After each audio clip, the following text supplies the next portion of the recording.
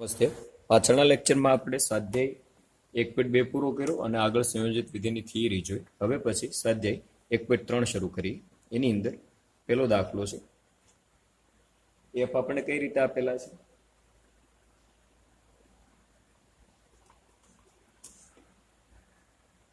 One 2 3 5 4 1 જી આપેલા છે 1 3 2 3 5 1 દ્વારા વ્યાખ્યાયિત છે.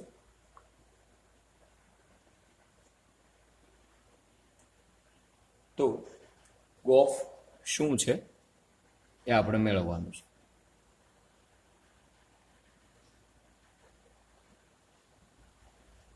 જોઈએ. ગોફ ઓફ એક્સ બરાબર શું થાય? G of f of x. G of f એક્સની કિંમત વિધિના પ્રદેશની કિંમત એટલે 1 લઈએ તો શું આવશે? એફ ઓફ બરાબર એક્સ બરાબર 1 લેતા રાઈટ. તો શું આવશે? જી ઓફ એફ ઓફ 1 ની કિંમત કેટલી છે? જો આ એક્સ ની કિંમત છે, આ એફ ઓફ એક્સ ની કિંમત છે. આ કોની કિંમત થશે? આ કોની કિંમત થાય? આ એફ ઓફ એક્સ ની કિંમત થાય અને આ જી ઓફ એફ ઓફ એક્સ ની કિંમત છે. મતલબ કે બીજા શબ્દોમાં કહીએ તો આ વાય ની કિંમત છે અને આ જી ઓફ વાય ની કિંમત છે. G of Y. તો એફ ઓફ 1 એટલે કેટલા આવશે? આ એક્સ ની કિંમત, આ એફ ઓફ 1 છે એટલે 2. આ વાય ની કિંમત છે 2 ને જવાબ કેટલો આવે છે? Equal to 3. હવે એક્સ ઇક્વલ ટુ કેટલા લઈએ? 3 લઈએ. તો g of f of 3 equal to g of f of 3 ને અનુરૂપ કિંમત કઈ છે? 5.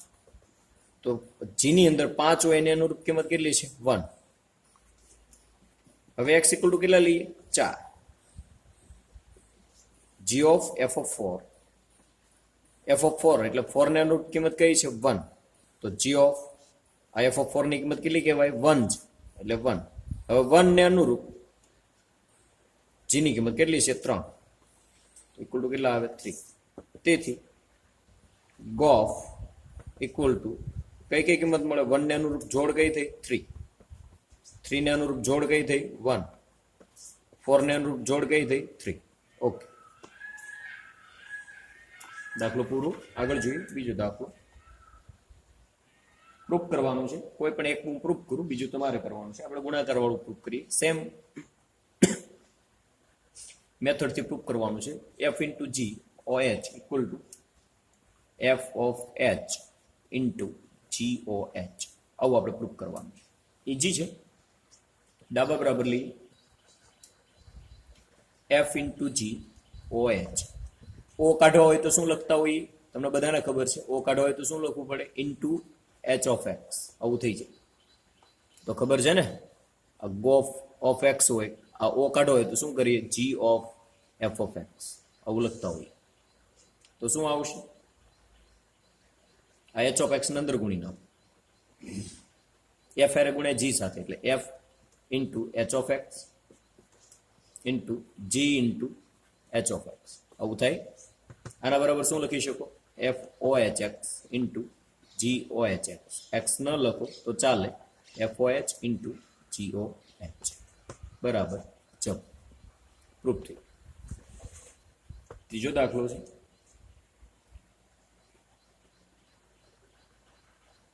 ગોફ અને ફોગ મેળવવાના છે. બીજાનું તમે ગણજો. પેલો દાખલો હું ગણી નાખું. એફ ઓફ એક્સ બરાબર શું આપેલા છે? Modulus x. અને જી ઓફ એક્સ બરાબર શું આપેલા છે? Modulus 5x - 2. આપણે ગોફ અને ફોગ મેળવવાના છે. પેલા હું ગોફ લઉં. ગોફ ઓફ એક્સ બરાબર શું આવશે?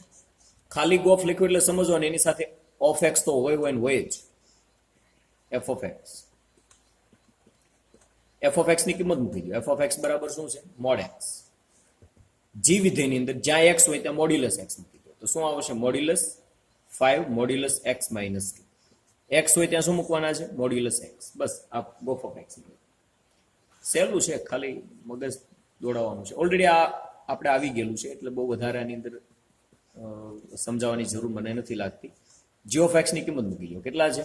Modulus 5x - 2. હવે એફ વિધેયમાં જ્યાં એક્સ હોય ને આખું મૂકી દેવાનું છે. એટલે મોડ્યુલસ 5x - 2. બે વાર મોડ્યુલસ લખવાની જરૂર નથી. 5x - જો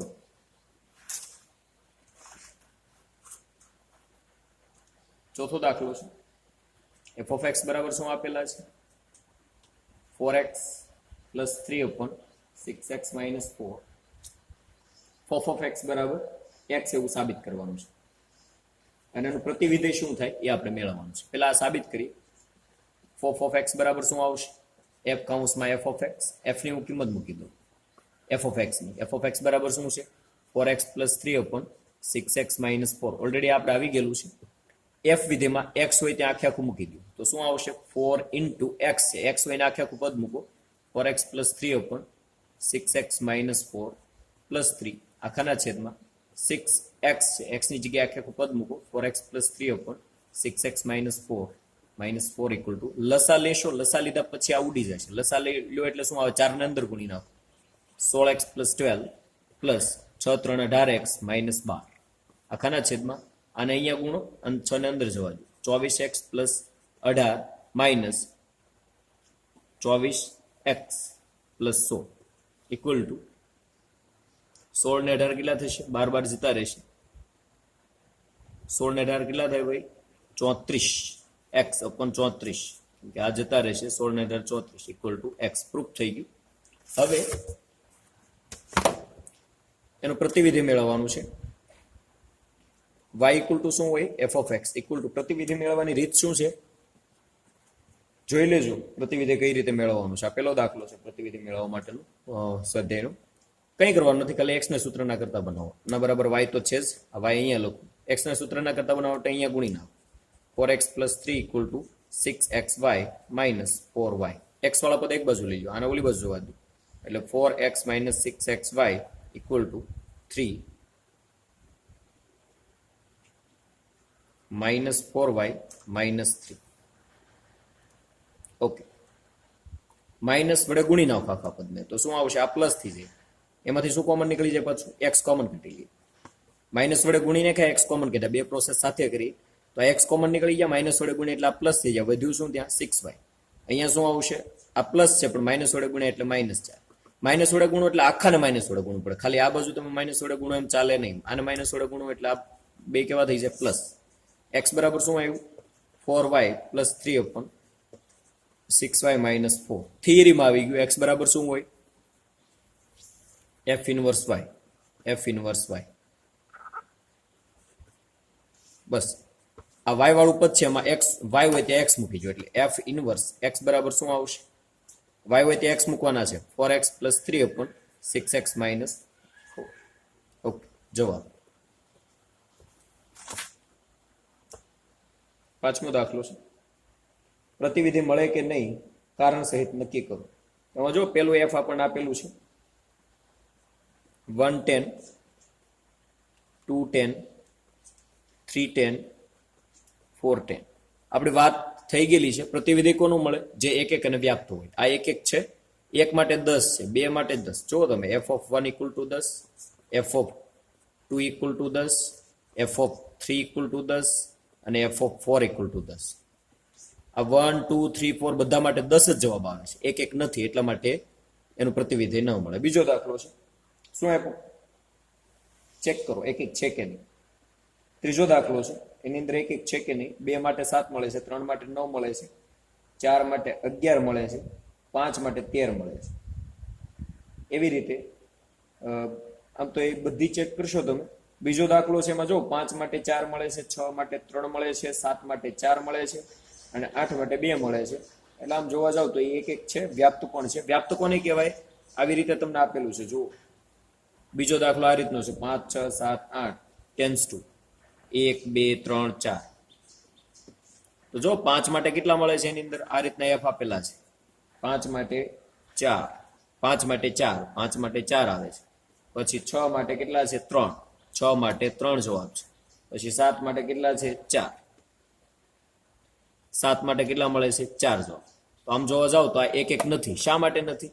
કેમ કે f of 5 ઇક્વલ ટુ કેટલા થાય 4 છે. f of 5 equal to 4. એવી રીતે f of 7 ઇક્વલ ટુ પણ કેટલા છે 4. આ બે કિંમત સરખી છે, આ કિંમત સરખી નથી, એટલે એક એક નથી, તો પ્રતિવિધિ મળે નહીં. છેલ્લો દાખલો છે એક એક છે અને વ્યાપ્ત પણ છે, એનો પ્રતિવિધિ મળશે. તમે ચેક કરજો, બધી કિંમતને અનુરૂપ મળે છે. કહેવાનો મતલબ વ્યાપ્ત કોને કહેવાય? અહીંયા જેટલી કિંમત છે એ બધાને અનુરૂપ અહીંયા કિંમત હોવી જોઈએ. બરોબર. તો આ જે દાખલો છે એક એક નથી અને વ્યાપ્ત પણ નથી. વ્યાપ્ત નથી એ ખબર કેમ પડે? જુઓ તમે, એકને અનુરૂપ કિંમત ક્યાંય નથી. જુઓ તમે અહીંયા આની પછીનો આંકડો કયો છે 8 2 છે. તો જુઓ તમે 4 માટે 5 મળે છે, 4 અનુરૂપ 5, 3 ને અનુરૂપ 6 છે, 3 ને અનુરૂપ 6 છે, 4 ને અનુરૂપ 7 છે, 4 ને અનુરૂપ 7 કિંમત છે, અને 2 ને અનુરૂપ 8 છે, 2 ને અનુરૂપ 8 છે. એકને અનુરૂપ કાંઈ નથી.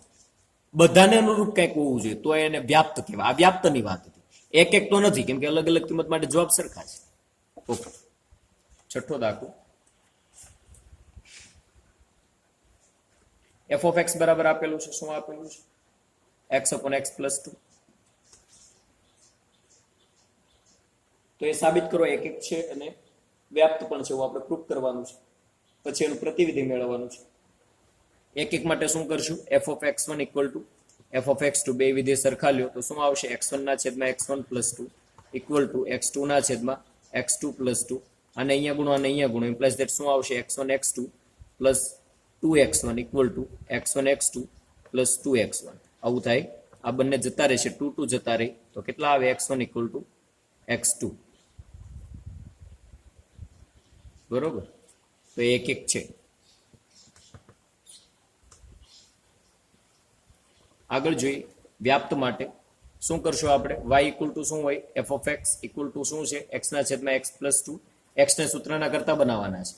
આને આની સાથે ગુણી નાખો. શું આવે? yx plus 2y equal to x. x વાળા પદ એક બાજુ લઈ લો, x ને ઓલી બાજુ જોવા દો, અથવા તો આ yx ને ઓલી બાજુ લઈ જાઓ, એટલે 2y બરાબર શું આવે? x minus yx. અહીંયાથી x કોમન કાઢી લો તો શું આવે? 1 minus y into x. x equal to આ ગુણાકારમાં છે, આ બાજુ ભાગાકારમાં છે, એટલે 2y ના છેદમાં 1 minus y. x બરાબર શું હોય? f inverse of y. અહીં એવું લખી શકાય. હજી આપણે વ્યાપ્ત માટેની શરત આખી પૂરી નથી. વ્યાપ્ત માટેની શરત કઈ છે? ભૂલી નથી જવાનું, રિપીટ મગજમાં રહેવું જોઈએ. f of x બરાબર આપણે y સાબિત કરવાના છે. f of x બરાબર શું છે? x ના છેદમાં x plus 2. f of x ની કિંમત મૂકવાની. આ વ્યાપ્ત ચેક કરવાની આ પદ્ધતિ છે. x ની કિંમત કેટલી છે? 2y ના છેદમાં 1 minus y ઇક્વલ ટુ જ્યાં x હોય ત્યાં આખી આખી કિંમત મૂકો. 2y ના છેદમાં 1 minus y આખાના છેદમાં 2y ના છેદમાં 1 minus y પ્લસ 2. લસા લ્યો પછી ઉડાડી નાખો. લસા લીધા પછી ઉઠશે, એટલે 2y ના છેદમાં લસા લ્યો એટલે શું આવે?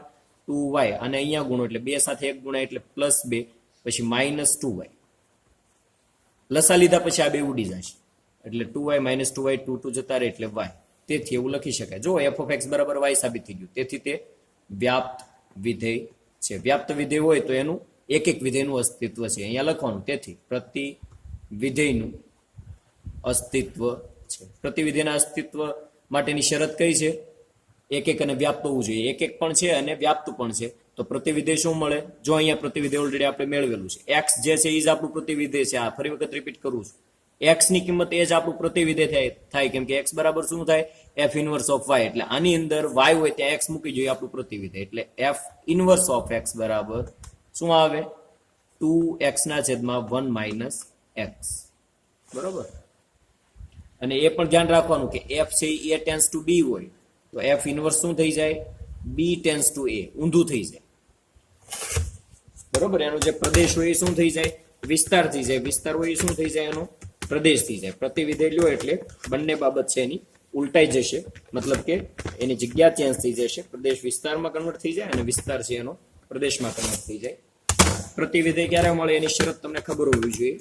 પ્રતિવિધેય છે માત્ર ને માત્ર જો એ એક એક હોય અને વ્યાપ્ત હોય તો અને તો જ મળે. એક એક હોય અને વ્યાપ્ત ન હોય તોય ન મળે. બે માંથી એક ન હોય તેનું અસ્તિત્વ નથી પ્રતિવિધેયનું. આગળ જોઈએ. છઠ્ઠા દાખલા આપણે પહોંચી ગયા હતા. સાતમો દાખલો લઈએ.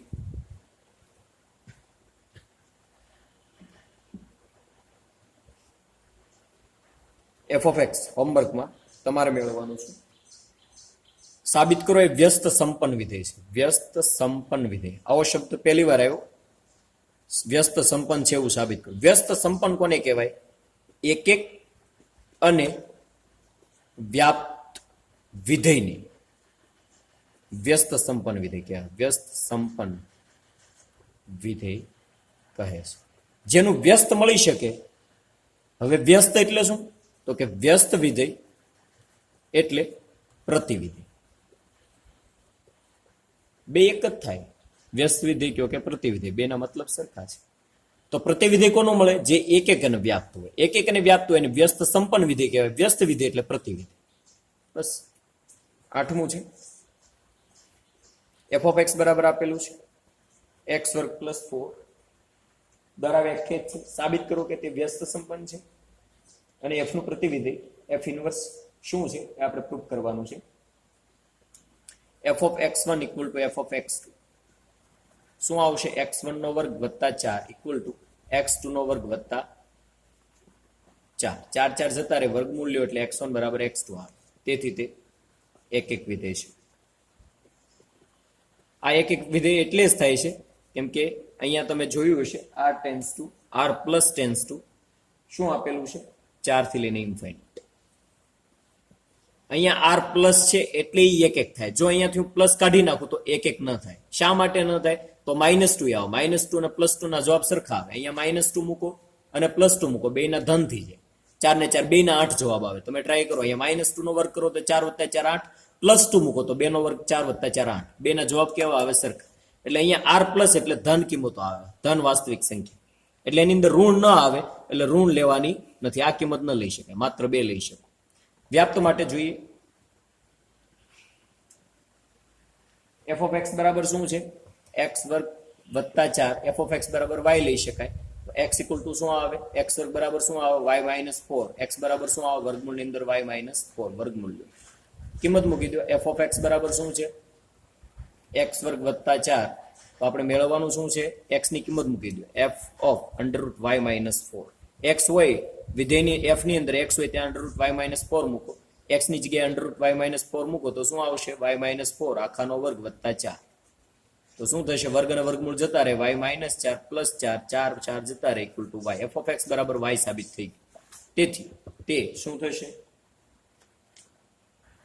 વ્યાપ્ત વિધેય છે. વ્યાપ્ત વિધેય છે. અને આમ જોવા જાવ તો આની અંદર ઋણ કિંમત આવતી નથી. ધન જ છે ને, 4 થી ઇન્ફાઇનાઇટ. ઋણ લેવાનું અહીંયા આર આપેલું હોય તો એ વ્યાપ્ત ન થાય કેમ કે -4 કિંમત મળે નહીં, કેમ કે વર્ગ કરો એટલે બધી પ્લસ જ મળે. અહીંયા વર્ગ કરી નાખો એટલે પ્લસ જ કિંમત થઈ જાય ને, -4 મળે નહીં. પણ અહીંયા આપણે ઓલરેડી રેન્જ આપી દીધેલી છે 4 થી લઈને ઇન્ફાઇનાઇટ. એટલે વ્યાપ્ત વિધેય છે. બધું જોતું રહેવાનું. ખાલી આ પ્રૂફ કરી દીધું એટલે વ્યાપ્ત નથી એવું છે એવું કઈ નહીં દેવાનું. પણ સામે જોવાનું. સાચું તો એક એક અને વ્યાપ્ત માટે અહીંયા જ જોવાનું હોય. સૌથી મહત્વની બાબત તો આ જ હોય કે એનો પ્રદેશ શું છે, વિસ્તાર શું છે. એ આપણા માટે સૌથી વધારે મહત્વનું છે કે એક એક અને વ્યાપ્ત છે કે નહીં. અહીંયા ભલે ગમે તે કિંમત હોય. એ આખી વાત તમે કોની અંદર જોઈ હશે? જો વ્યવસ્થિત દાખલો મેં કીધા તમે ગણ્યા હશે તો તમને સ્વાધ્યાય 1.2 ની અંદર બીજો દાખલો છે એની અંદર જુઓ ટોટલ 6 વિધેયો આપેલા હતા. મેં તમને જાતે ગણવાના કીધા હતા. મેં એક ગણ્યો તો એની અંદર તમને ખ્યાલ આવ્યો છે કે પ્રદેશ અને વિસ્તાર ચેન્જ થાય તો એ એક એક અને વ્યાપ્ત છે કે નહીં એ પણ બદલાય. વિધેય એકનું એક હોય તો પણ એ ચેન્જ થશે. ઓકે. વ્યાપ્ત વિધેય છે. આપણે એનું પ્રતિવિધેય મેળવવાનું છે. પ્રતિવિધેય મેળવવા માટેની કન્ડિશન કઈ છે? એક્સ બરાબર જે જવાબ હોય એ જ આપણું પ્રતિવિધેય. એક્સ બરાબર શું છે?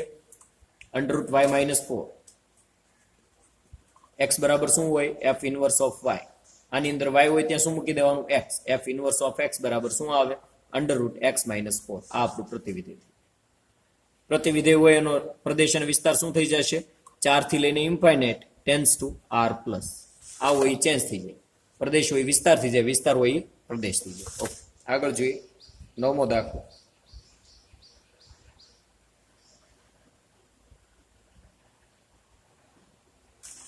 બરોબર. પુસ્તકમાં અહીંયા સુધી પ્રૂફ કરવાનું છે. આપણે આ એક્સ ના ફોર્મમાં લખ્યું છે. એનો કઈ વાંધો નહીં. એક્સ અને વાય ના ચલ તમે અલગ કરી શકો. એક્સ ની જગ્યાએ તમને સારું લાગે એ ચલ લખી શકો, ઝેડ લખી શકો, વોટેવર. એફ ઓફ એક્સ બરાબર આપણને આપેલું છે આની અંદર 9x નો વર્ગ પ્લસ 6x માઇનસ 5. આ એક એક છે આપણે પ્રૂફ કરવાનું છે. F of x 1 equal to F of x 2 લઈ લઈએ તો શું થશે? 9x1 નો વર્ગ વત્તા 6x1 minus 5 equal to 9x2 નો વર્ગ વત્તા 6x2 માઇનસ 5 પ્લસ 5 જતા રહેશે. તો શું વધે? એક કામ કરી, આ 9 વાળા જે પદ છે એને આ બાજુ લાવો તો શું થશે? 9x1 નો વર્ગ માઇનસ 9x2 નો વર્ગ પ્લસ 6x1 આ પ્લસ 6x2 છે આ બાજુ એટલે માઇનસ થઈ જાય ઇક્વલ ટુ 0. અહીંયાથી જે કોમન નીકળે એ કાઢી નાખો. 9 કોમન નીકળે x1 વર્ગ માઇનસ x2 વર્ગ પ્લસ અહીંયાથી 6 કોમન નીકળે x1 minus x2 equal to 0. આ બે માંથી x1 માઇનસ x2 કોમન નીકળી જાય. x1 માઇનસ x2 કોમન કાઢો, વધે શું? અહીંયા 9 કૌંસમાં અહીંયાથી x1 માઇનસ x2 કોમન નીકળે એટલે માઇનસ છે એટલે માઇનસ કોમન નીકળી જાય એટલે પ્લસ વાળું પદ વધ્યું રહે. અવયવ છે ને, અવયવની રીત. x વર્ગ માઇનસ y વર્ગ બરાબર શું થાય? એકવાર માઇનસ આવે ને એકવાર શું આવે? પ્લસ આવે. અને પ્લસ શું વધ્યું અહીંયા? 6 ઇક્વલ ટુ 0. આ ક્યારેય 0 થાય નહીં, આ 0 થઈ શકે. તો x1 માઇનસ x2 બરાબર 0 લ્યો તો ઇમ્પ્લાઇઝ ધેટ આ માઇનસ ઓલી બાજુ જાય એટલે x1 બરાબર x2. આપણે પ્રૂફ થઈ ગયું. વિધેય ઇક્વલ ટુ છે તો એની કિંમતો પણ સરખી છે એટલે એક એક વિધેય છે, એક એક વિધેય છે. વ્યાપ્ત માટેની શરત શું થશે? પ્રૂફ કરવાનું છે. y ઇક્વલ ટુ શું છે? f of x. f of x બરાબર શું છે? 9x વર્ગ પ્લસ 6x માઇનસ 5. ઓકે, આ y ઓલી બાજુ જાય તો માઇનસ થઈ જાય એટલે શું આવે? 9x વર્ગ પ્લસ 6x માઇનસ શું આવશે? અહીંયા 5 છે, આ y ઓલી બાજુ જાય એટલે માઇનસ થઈ જાય, માઇનસ y ઇક્વલ ટુ 0. અહીંયાથી માઇનસ કોમન કાઢી લો, 9x વર્ગ plus 6x minus 5 plus y equal to 0. હવે આની કિંમતો એટલે કે x ની કિંમત. x બરાબર શું આવે? બીજ. કોની સાથે સરખાવાના છે? થિયરી તમને ખ્યાલ હોવી જોઈએ. x1 વર્ગ પ્લસ bx પ્લસ c હોય તો વિવેચક d બરાબર શું આવે? કેપિટલ D બરાબર b સ્ક્વેર માઇનસ 4ac. એના આલ્ફા અને બીટા એટલે કે બીજ એટલે કે x ની કિંમતો. x ની કિંમતો કઈ આવે? Minus b plus or minus under root d on 2a. આ સૂત્ર જ છે, તમે 10માં ભણી ગયા છો, ઘણી વાર આપણે વાત થઈ. તો આની અંદર આ આપણો a થાય, આ b થાય અને આ c થાય, માઇનસ છે. તો સૌપ્રથમ આપણે શું કરશું? વિવેચક d મેળવી લઈએ. પહેલા એ કામ કરીએ. d ઇક્વલ ટુ શું આવશે? b સ્ક્વેર એટલે 36 માઇનસ 4 a એટલે 9 c એટલે શું છે? માઇનસ 5 પ્લસ y છે. આ ધ્યાન રહી, આ આખે આખું માઇનસ વાળું પદ આપણા માટે c છે. માઇનસ માઇનસ પ્લસ થઈ જાય. 36 પ્લસ 9 4 કેટલા થાય? 36 કૌંસમાં 5 વત્તા y. સાદુરૂપ આપો, કેટલા થાય? 36 વત્તા 36 ગુણ્યા 5 કરો, કેટલા આવે? 6 5 30 0 વધી કેટલી આવે? 3 5 18 વત્તા 36y. આવું થાય ઇક્વલ ટુ 180 ને 36 કેટલા થશે? એક કામ કરો, વધારે બેટર શું રહી એ આપણે કરીએ. 36 કોમન કાઢી લો. 36 કૌંસમાં શું આવે? 1 plus y plus 5 plus y. 5 ને કેટલા થાય? 6 પ્લસ y. આ વધારે સહેલું રહેશે. આમ રાખો. ઓકે, x બરાબર બીજ શું આવશે? Minus b. b એટલે કેટલા છે? 6 plus or minus under root d એટલે 36 d કેટલા મળ્યા? વિવેચક d 6 પ્લસ y આખાના છેદમાં 2a. a એટલે કેટલા છે? 9 equal to minus 6 plus or minus કેટલા થશે? આ 36 એનું વર્ગમૂળ કેટલું આવે? 6 એટલે 12 પ્લસ થઈ જાય. વર્ગમૂળની અંદર 6 પ્લસ y આખાના છેદમાં 9 ગુણ્યા 2 કેટલા થાય? 18. અહીંયાથી 6 કોમન નીકળી જાય તો કેટલા વધે? અહીંયા minus 1 plus or minus under root 6 plus y આખાના છેદમાં 6 કોમન કાઢ્યા ભાગાકારો એટલે અહીંયા 3 વધે. આપણા માટે શું મળ્યા? x. હવે એક વાત વિચારવાની છે કે અહીંયા બે કિંમતો છે પ્લસ ઓર માઇનસ, પણ માઇનસ લેવાની નથી. શા માટે નથી લેવાની એ તમને ખબર ક્યાંથી પડશે? તો f તમને આપેલો છે, જુઓ, r plus tends two minus 5 થી લઈને ઇન્ફાઇનાઇટ, આવું આપણને આપેલું છે. તો x ની કિંમત હંમેશા કેવી હોવી જોઈએ? r પ્લસ એટલે ધન જ હોવી જોઈએ. અહીંયા તમે માઇનસ લેશો એટલે એ કિંમત તમને ઋણ મળશે. તો ઋણ કિંમત આની અંદર ચાલે નહીં. આ x ની કિંમત જ છે ને, પ્રદેશ એટલે x ની કિંમત. તો x બરાબર અહીંયા ઋણ લેશો, આ માઇનસ એટલે માઇનસ કોમન નીકળે એટલે માઇનસ કિંમત મળે. માઇનસ લેવાની નથી.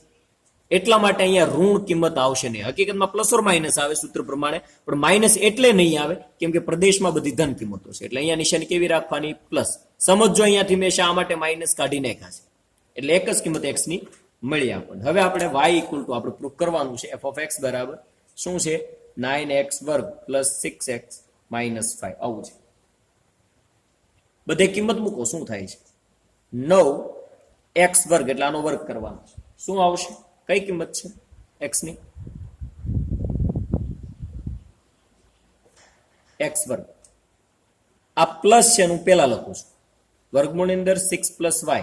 આ કેવા છે? -1. આખાના છેદમાં 3 આખાનો વર્ગ વત્તા 6 કૌંસમાં √6 પ્લસ y -1/3 -5. વિસ્તરણ કરવાનું છે. શું આવે? આ વર્ગ છે આનોય વર્ગ થાય એટલે 3 નો વર્ગ એટલે 9. એટલે 9 9 જતા રહે. આ વર્ગ છે પાછું અંદર લગાડો એટલે શું આવે? આને x કહી દો, આને y કહી દો. પેલા પદનો વર્ગ કરો એટલે વર્ગ અને વર્ગમૂળ જતા રહે એટલે શું વધે? 6 પ્લસ y. માઇનસ નિશાની. 2 સૂત્રના પ્રથમ પદ કયું છે? √6 પ્લસ y. દ્વિતીય પદ એટલે 1 વત્તા દ્વિતીય પદનો વર્ગ એટલે 1 નો વર્ગ એટલે 1 પ્લસ 3 ગુણ્યા 2 એટલે આ 2 ને અંદર લઈ જાઓ એટલે 2 √6 પ્લસ y. 2 એક સાથે ગુણે એટલે -2 -5. આ +2 આ -2 ઇક્વલ ટુ શું આવશે? 6 ને 1 કેટલા થાય? 7. અને આ પણ 7 છે, ઉડી જશે. વધ્યું શું? ખાલી y. પ્રૂફ થઈ ગયું. સહેલું છે. f of x બરાબર y થઈ ગયું ને. તેથી શું લખી શકો? વ્યાપ્ત વિધેય છે એવું કહી શકાય. એ વ્યાપ્ત વિધેય હોય તો વ્યાપ્ત વિધેય શું મળે આપણને? પ્રતિવિધેય શું મળે? તેથી તેનું પ્રતિવિધેય અસ્તિત્વ ધરાવે. તો પ્રતિવિધેય શું મળશે? x ઇઝ આપણું પ્રતિવિધેય. x બરાબર શું હતું? -1 પ્લસ √6 પ્લસ y આખાના છેદમાં 3 ઇક્વલ ટુ શું થાય? f inverse of y. આની અંદર y હોય ત્યાં શું મૂકી દેવાના? x. એટલે f ઇનવર્સ x બરાબર શું આવશે? -1 પ્લસ √x પ્લસ 6 આખાના છેદમાં 3. આપણું પ્રતિવિધેય. ઓકે. થોડુંક વ્યવસ્થિત લખવું હોય તો આને પેલા લખવાના પ્લસ, બરોબર? x પ્લસ 6 -1 તોય ચાલે. આ આપણું પ્રતિવિધેય છે. આ આપણા x ના ફોર્મમાં આપણે y હોય તે x ની લખેલું છે. પછી 10મું છે, થોડીક થિયોરિટિકલ છે. આપણે સંયોજિત વિધિમાં વાત નહોતી કરી, પરંતુ ફોગ ઓફ દાખલા તરીકે આવી રીતે કોઈ છે f છે a ટેન્ડ્સ ટુ b હોય, g છે એ for example it is b tends to a છે, પ્રતિવિધેય હોય એનું. તો ગોફ ઓફ x બરાબર x આવે છે. તદેવ વિધેય આવે. શા માટે? તો એનું રીઝન તમને કહું. આના બરાબર શું થાય? g of f of x. x ની કિંમત કોની અંદરથી લેવાની છે? a માંથી. તો આખા વિધેયની કિંમત કોની અંદરથી મળશે? b માંથી. આ g વિધેય છે એની કિંમત b માંથી લેવાની એટલે આ b માંથી શું મળશે? y. તો g ઓફ y ની કિંમત છેલ્લે આખાની શું મળશે? એની અંદરથી શું લીધું તો આપણે? x લીધું. સમજાય છે? x ની કિંમત કોની અંદરથી લેવાની? a માંથી. તો f ની કિંમત કોની અંદર મળે? b માં. તો g ઓફ b છે તો b ની કિંમત એટલે કે y. તો y છે એ b માંથી લેવાના. તો g ની કિંમત કોની અંદર મળશે? a માં. એવું થાય ને? તો એની અંદરથી કોની કિંમત લીધી આપણે? x ની. એના બરાબર x. x એટલે તદેવ વિધેય એટલે આને સરળતા માટે i ઓફ a કહીશું. બરોબર? x કોની અંદરથી લેવાના? a માંથી. એટલા માટે i એટલે તદેવ વિધેય. તદેવ વિધેય આપણે આવી ગયું છે આઈડેન્ટિટી ફંક્શન. તો એની અંદરથી x લેવાના છે એટલે સબસાઇડમાં a મૂકવાના. એવી રીતે ફોગ ઓફ y હોય તો શું આવે? i ઓફ b આવે. બસ આ થિયરી આપણે સમજાવવાની થોડીક બાકી હતી. તો હવે પછીનો જે આ 10મો દાખલો છે એના જેવો જ છે. વાત તો એવી જ છે. કઈ રીતે મેળવવાનું એ જોઈએ આપણે.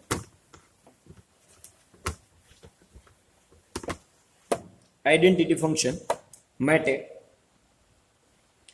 Fog of y1 equal to fog of y2. અલગ અલગ કિંમતો લઈએ. y તો સરખા જ છે કેમ કે f વિધેય શું આપેલું છે આપણને? x tense two capital y આવું વિધેય આપેલું છે. સાબિત કરો કે f નું પ્રતિવિધેય અનન્ય છે. અનન્ય એટલે કે શું કહેવા માંગે છે? એક એક છે એવું આપણે પ્રૂફ કરવાનું છે. ઓકે, તો આપણે શું કરીએ કે આ વિધેય f છે એ એક એક છે એવું કહી દીધું. જો f છે એ શું કીધું એને શરૂઆતમાં રકમમાં? f છે વ્યસ્ત સંપન્ન છે. વ્યસ્ત સંપન્ન એનો મતલબ એવો એક એક છે અને વ્યાપ્ત છે. એટલે f તો એક એક અને વ્યાપ્ત છે. એક એક અને વ્યાપ્ત છે. તો f of g of y equal to g1y equal to f of g2y. બરોબર, અહીંયા 2 લઈ લો, અહીંયા 1 લઈ લો.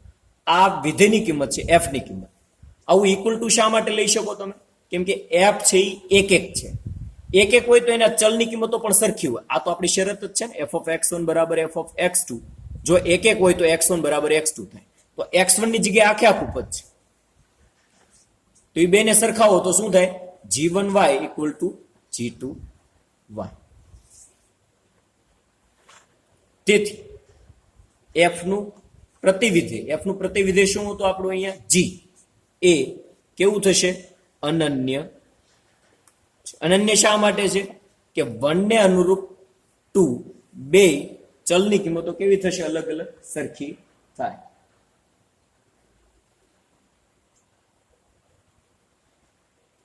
g1y equal to g2y.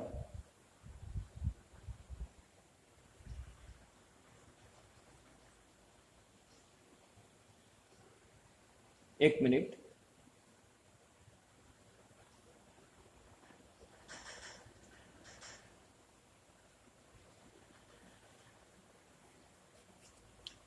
g1y equal to g2y.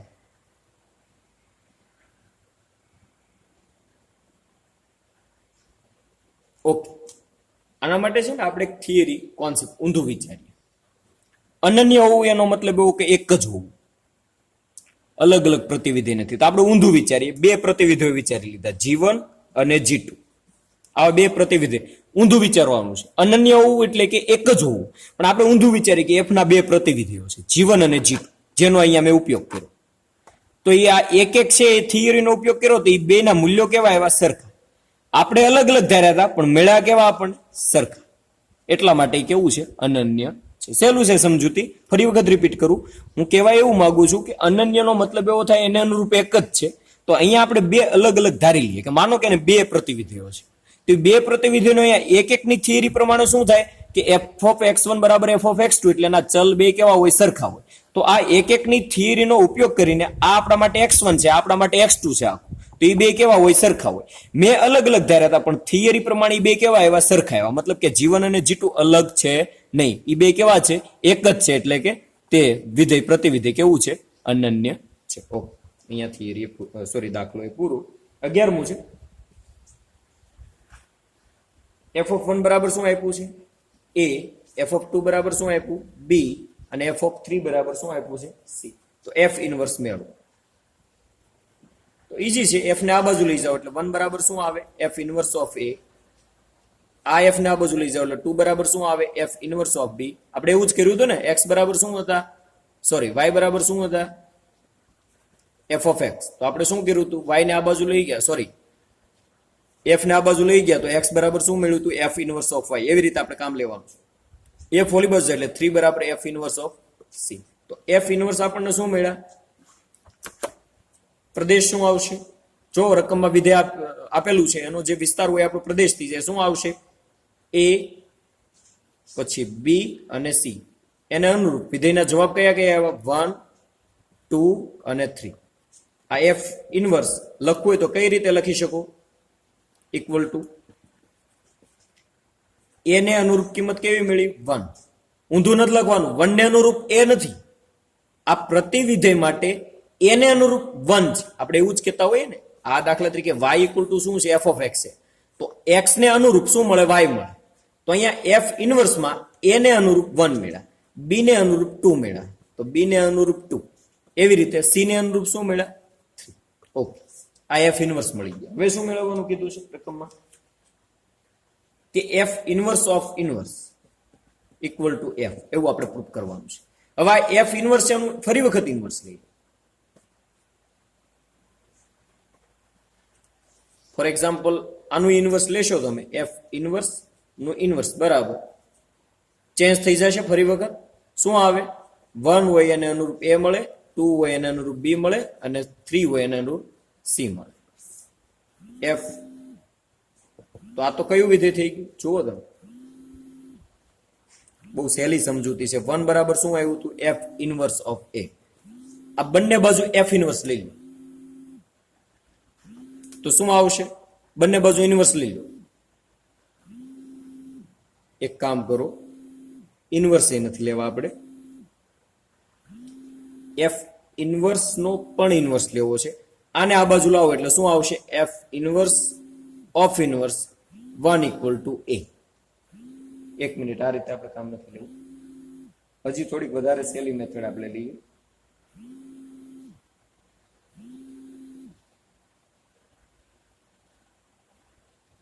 બસ આ વધારે બેટર રહેશે. જેવી રીતે y equal to F of x હતા તો એફ આ બાજુ જાય એટલે શું થઈ જાય એફ ઇન્વર્સ ઓફ વાય બરાબર એક્સ આમ હતું. તો અહીંયા આ તો ઓલરેડી છે આપણી પાસે છે ને, અહીંયા 1 equal to f inverse of a. તો 1 equal to f inverse of a છે. આ એફ ને આ બાજુ લાવો એફ ઇન્વર્સ ને, તો પાછો એનું ઇન્વર્સ થશે એફ ઇન્વર્સ 1 એનું ઇન્વર્સ 1 ઇક્વલ ટુ અહીંયા શું વધે એ. એવી રીતે બધા માટે થશે F inverse of inverse 2 equal to B, F inverse of inverse 3 equal to C. તેથી એફ ઇન્વર્સ નું ઇન્વર્સ શું મળ્યું આપણને 1a 2b અને 3c. આપણે એક કામ કરીએ, એફ શું હતું જુઓ તમે, એફ ની અંદર શું છે 1 ને અનુરૂપ એ મળે, 2 ને અનુરૂપ બી અને 3 ને અનુરૂપ સી. તો અહીંયા હું જોડ લખી શકું 1 ને અનુરૂપ એ, 2 ને અનુરૂપ બી અને 3 ને અનુરૂપ સી.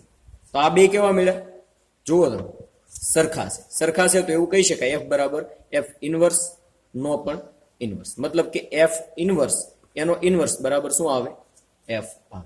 ઓકે, એ જ આપણે પ્રૂફ કરવાનું. તો દાખલો પૂરું. 12મો જોઈએ, એફ વ્યસ્ત સંપન્ન વિધેય છે, એક એક અને વ્યાપ્ત છે.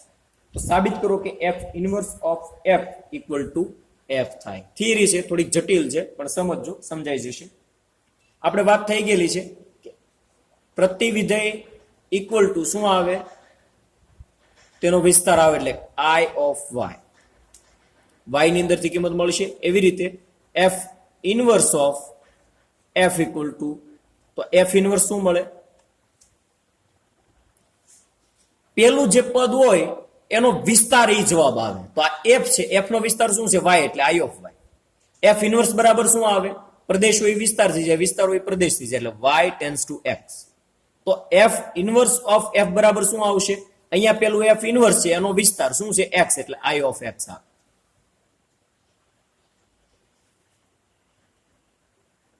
ઓકે, હવે આપણે આગળ જોઈએ કે એફ ઇન્વર્સ એનું પાછું ઇન્વર્સ લો.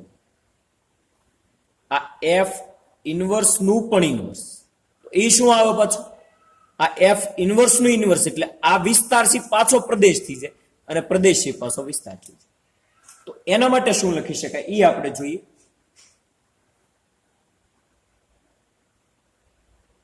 આપણે છે ને એક કામ કરીએ, એફ ઇન્વર્સ બરાબર સમજવા માટે જી ધારી લઈએ. આ મેં ધાર્યું છે ધારતા, તો અહીંયા શું આવશે જી મૂકવું એટલે જી ઇન્વર્સ એટલે કે એક્સ ટેન્સ ટુ વાય.